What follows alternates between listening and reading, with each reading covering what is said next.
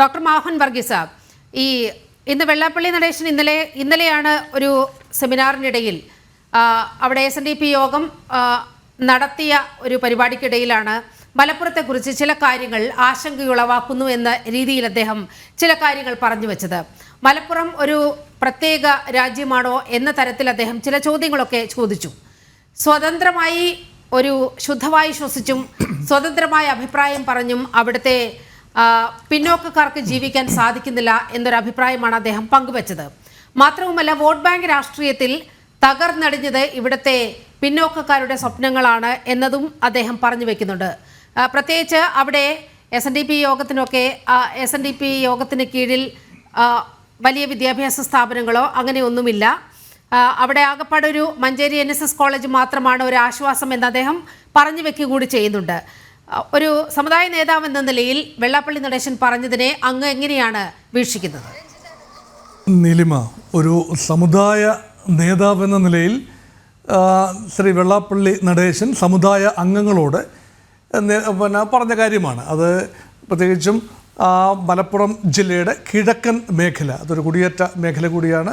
നിലമ്പൂരിൻ്റെ അങ്ങേ കിഴക്കൻ ഭാഗമാണ്. ചുങ്കത്തറ വെച്ച് നടന്നൊരു മീറ്റിങ്ങിലാണ്.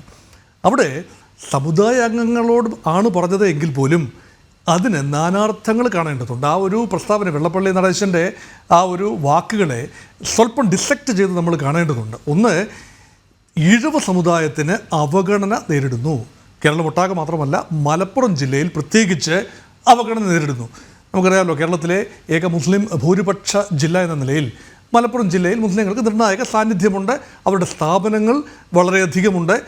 അതാണ് ഒരു കാര്യം. അതൊരു വസ്തുതാപരമായി നോക്കുമ്പോൾ ഡെമോഗ്രാഫിക്കലി എണ്ണത്തിൻ്റെ അടിസ്ഥാനത്തിൽ ഈഴവ സമുദായത്തെക്കാൾ മലപ്പുറം ജില്ലയിലെങ്കിലും മുന്നിട്ട് നിൽക്കുന്നത് മുസ്ലിം സമുദായമാണ്. അവിടെ കൊണ്ട് പക്ഷേ അവസാനിക്കുന്നില്ല.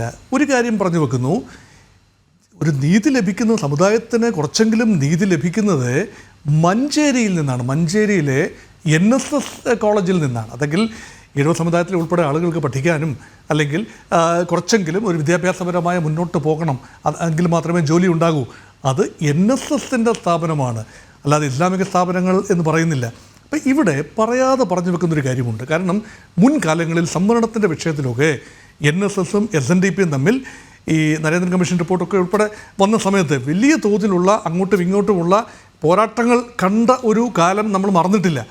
ഇപ്പോൾ പറയുന്നു അപ്പോൾ വിശാല ഹൈന്ദവ ഐക്യം എന്ന രീതിയിലാവാം ഒരു പക്ഷേ വെള്ളാപ്പള്ളി നോക്കിയത്. ഇത് സ്വന്തം മകനും BDJSൻ്റെ അനിഷേധ്യ നേതാവുമായ തുഷാർ വെള്ളാപ്പള്ളിയുടെ സാന്നിധ്യത്തിലാണ് പറയുന്നത്. അപ്പം ഇവിടെ ഈ ടാർഗറ്റ് ഓഡിയൻസ് ഒരു പക്ഷേ അത് കേൾക്കാൻ ഇഷ്ടപ്പെടുന്ന ഒരു ടാർഗറ്റ് ഓഡിയൻസ് തന്നെ ആയിരിക്കാം. അതാണ് രണ്ടാമത്തെ ഡയമെൻഷൻ. ഇനി മൂന്നാമത്തെ ഒരു വ്യാപകമായൊരു ഡയമെൻഷനുണ്ട്. അത് കുറേ കാലമായി, ഒരു 5-6 മാസമായി വെള്ളാപ്പള്ളി നടേശൻ എന്ന SNDP യോഗം ജനറൽ സെക്രട്ടറി പറഞ്ഞുകൊണ്ടിരിക്കുന്ന ഒരു കാര്യമുണ്ട്. കേരളത്തിലെ മുസ്ലിം കമ്മ്യൂണിറ്റിയെ UDF LDF സംവിധാനങ്ങൾ മാറി മാറി വലിയ തോതിൽ പാമ്പർ ചെയ്യുന്നു, സഹായിക്കുന്നു, താലോലിക്കുന്നു. ഇവിടെ നഷ്ടം സംഭവിക്കുന്നത് ഈഴവ സമുദായത്തിനാണ്. അതുകൊണ്ട് ഈ UDF പ്രത്യേകിച്ചും, കാരണം LDFനോട് കുറച്ചു കാലമെങ്കിലും മുസ്ലിം സമുദായം ഒരു സമഭാവനയോടുകൂടി നിന്നു. എന്നാൽ കഴിഞ്ഞ ലോക്സഭാ തെരഞ്ഞെടുപ്പിൽ മുസ്ലിം സമുദായത്തിൻ്റെ പ്രധാന ഒരു പിന്തുണ UDFനായിരുന്നു. അത് നിസ്സംശയം പറയാൻ സാധിക്കും. സ്വാഭാവികമായി ഒരു ഈഴവ ബാക്ക്ലാഷ് ഉണ്ടായി.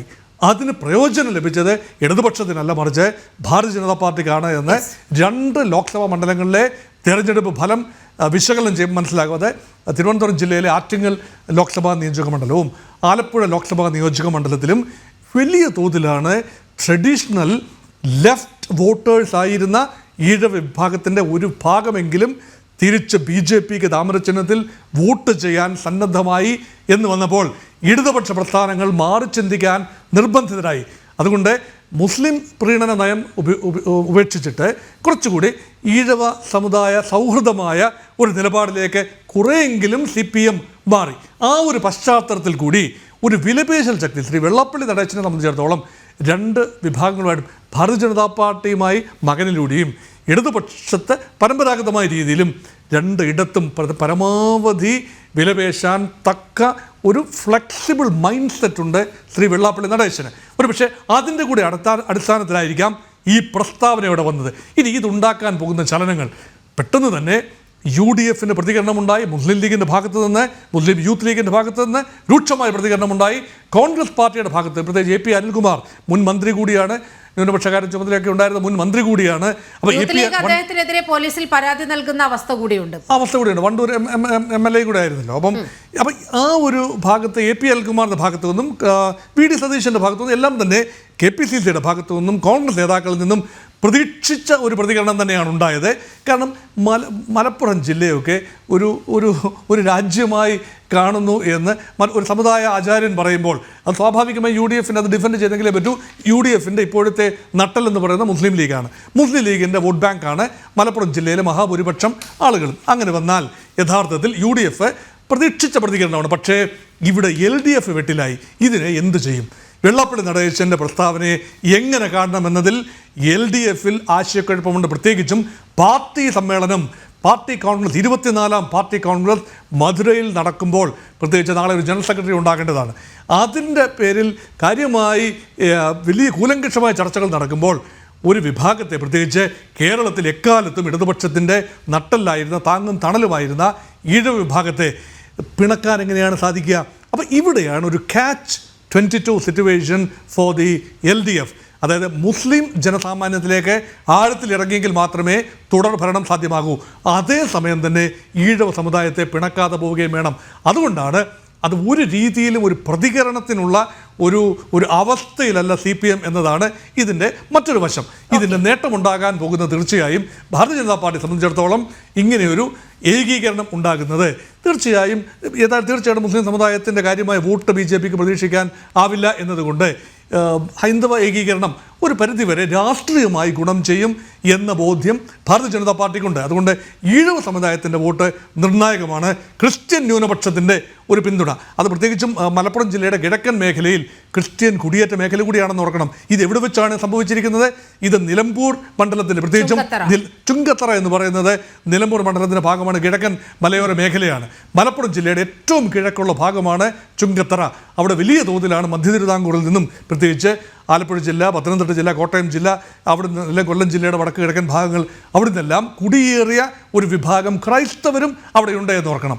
അതുകൊണ്ട് ഇത് ഒരു മൾട്ടിപ്പിൾ ആംഗിൾ നോക്കിയാൽ ഭാരതീയ ജനതാ പാർട്ടിക്ക് ലേശം അഡ്വാൻറ്റേജ് ഉണ്ടാവുകയും കോൺഗ്രസിന് ഡാമേജ് കൺട്രോൾ വേണ്ടി വരികയും ഇടതുപക്ഷം അങ്കലാപ്പിലാവുകയും ചെയ്യുന്ന രീതിയിലുള്ള പ്രസ്താവനയായി വെള്ളാപ്പള്ളി നടേശൻ്റെ ഈ പ്രസ്താവനയെ കാണാം. അവിടെ നിലമ്പൂരിൽ ഉപതെരഞ്ഞെടുപ്പ് കൂടി വരാൻ പോകുന്ന ഒരു സാഹചര്യമുണ്ട്.